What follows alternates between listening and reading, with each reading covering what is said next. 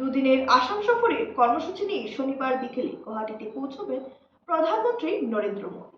একাধিক কর্মসূচিতে অংশ নিতে অসম সফরে আসছেন প্রধানমন্ত্রী।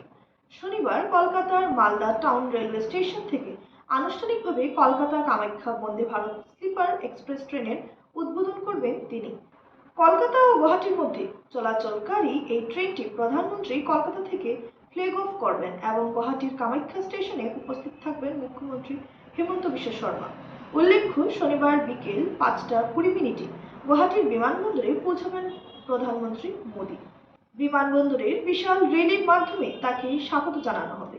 এরপর প্রধানমন্ত্রী সরুসজাই স্টেডিয়ামে যাবেন। সন্ধ্যা 6টায় সরুসজাই ক্রীড়া প্রকল্পে 10,000 শিল্পীর অংশগ্রহণে পরিবেশিত বাগরুম্বা নৃত্য উপভোগ করবেন তিনি। রাতে প্রধানমন্ত্রী কইনাধারার 1 নম্বর রাজ্য অতিথিশালায় অবস্থান করবেন। পরদিন সকাল 9:30 প্রধানমন্ত্রী খানাপাড়া থেকে কলিয়াবরের উদ্দেশ্যে রওনা দেবেন। সকাল 11টা কলিয়াবরের মৌচুন্দা মাঠে এক জনসভায় অংশ নেবেন তিনি।